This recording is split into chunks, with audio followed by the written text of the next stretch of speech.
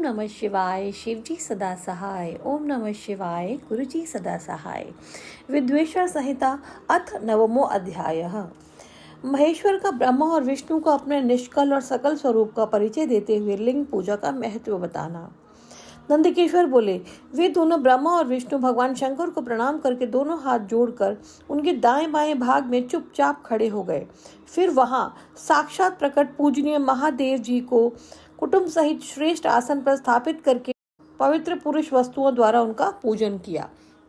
दीर्घ काल तक अविकृत भाव से सुस्थित रहने वाली वस्तुओं को पुरुष वस्तु कहते हैं और अल्प काल तक ही टिकने वाली वस्तुएं प्राकृत वस्तुएं कहलाती हैं। इस प्रकार वस्तु के ये दो भेद जानने चाहिए।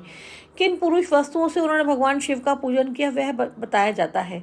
हार, नुपुर, केयूर, किरीट, मणिमय कुंडल, यज्ञोपवीत, उत्तरीय वस्त्र, पुष्पमाला, रेशमी वस्त्र, हार, मुद्रिका, अंगूठी, पुष्प, तांबुल, कपूर, चंदन, अगरू का अनुलेप, धूप, दीप, श्वेत छत्र, व्यजन, ध्वजा, चंवर तथा अन्य दिव्य उपहारों द्वारा उन दोनों ने अपने स्वामी महेश्वर का पूजन किया।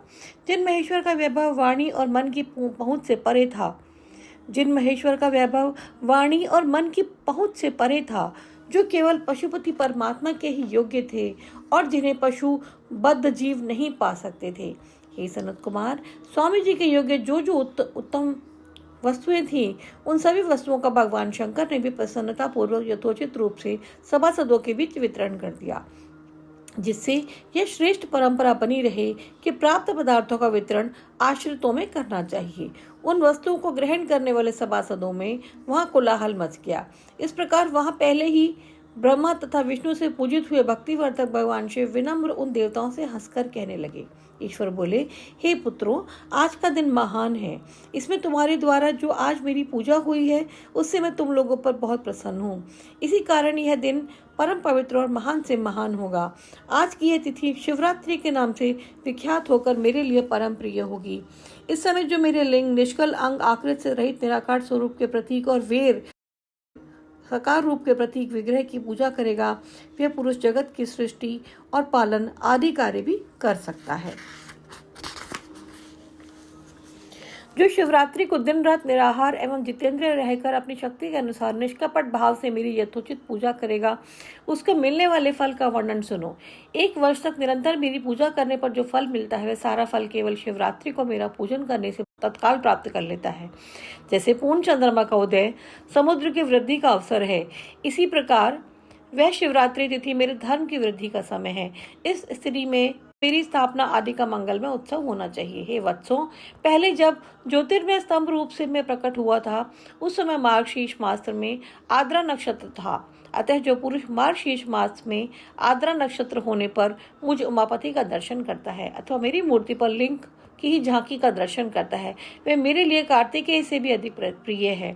उस शुभ दिन मेरे दर्शन मात्र से पूरा फल प्राप्त होता है। यदि दर्शन के साथ साथ मेरा पूजन भी किया जाए तो उसका अधिक फल प्राप्त होता है, जिसका वाणी द्वारा वर्णन नहीं किया जा सकता। इस रणभूमि में मैं लिंग रूप से प्रकट होकर बहुत बड़ा हो गया था, अतः उस लिंग के कारण यह भूतल लिंग स्थान के नाम से प्रसिद्ध हुआ।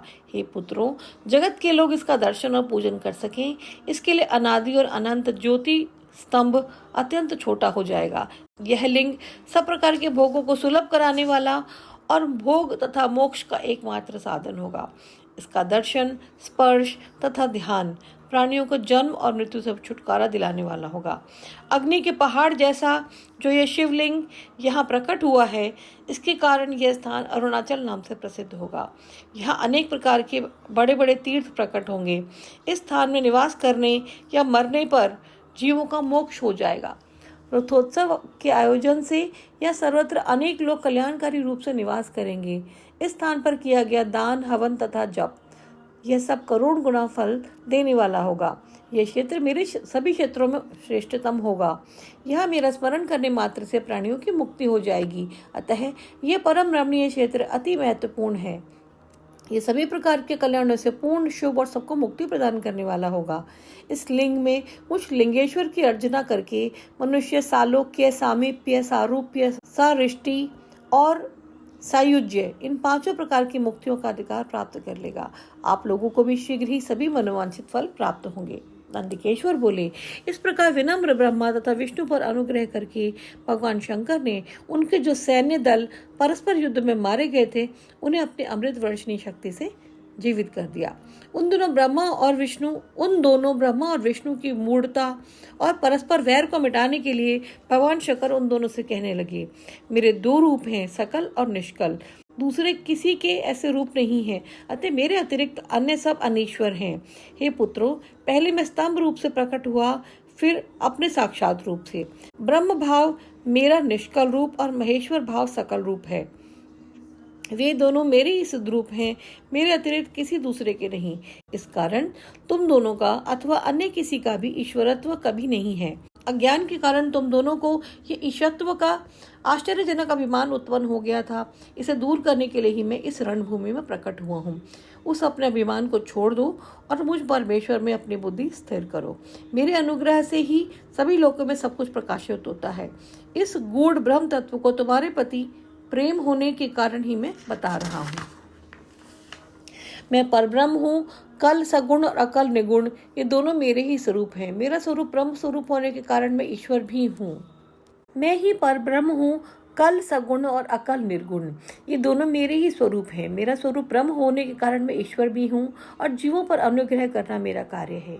हे ब्रह्मा और केशव, सबसे बृहत और जगत की वृद्धि करने वाला होने के कारण मैं ब्रह्म हूँ। हे पुत्रों, सर्वत्र समरूप से स्थित और व्यापक होने से मैं ही सबका आत्मा हूँ। अन्य सभी जीव अनात्म रूप हैं, इसमें संदेह नहीं है। सर्ग से लेकर अनुग्रह तक आत्मा या ईश्वर से भिन्न जो जगत संबंधी 5 कृत्य हैं वे सदा मेरे ही हैं। मेरे अतिरिक्त दूसरे किसी के नहीं हैं, क्योंकि मैं ही सबका ईश्वर हूँ। पहले मेरे ब्रह्म रूपता का बोध कराने के लिए निष्कल लिंग प्रकट हुआ था।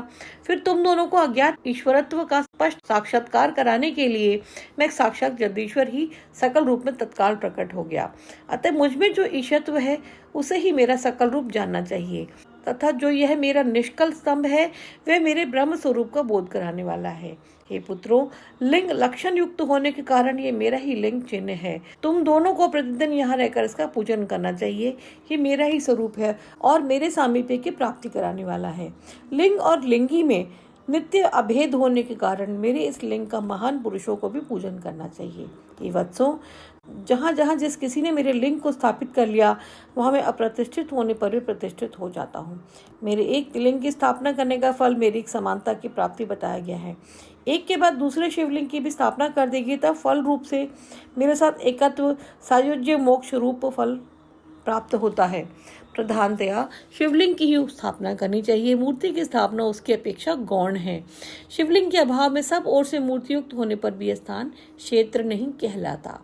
इति श्री शिव महापुराणे प्रथमायां विद्वेश्वर संहितायां शिवस्य महेश्वर अभिधान वर्णनम नामक 9वां अध्यायः।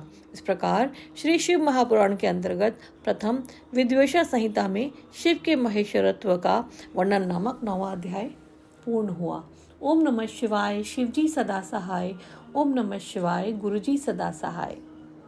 संगतों, हमारे गुरुजी साक्षात महादेव हैं, क्योंकि यहाँ इस अध्याय में महादेव ने कहा वे साक्षात परब्रह्म हैं और जीवों पर अनुग्रह करना उनका कार्य है और वे जीवों के साथ साथ देवताओं पर भी हमेशा अनुग्रह ही करते ही आए हैं। अतः शिव का पूजन सर्वोपरि। ओम नमः शिवाय। शिवजी सदा सहाय। ओम नमः शिवाय। गुरुजी सदा सहाय। जय गुरुजी। शुक्राना गुरुजी।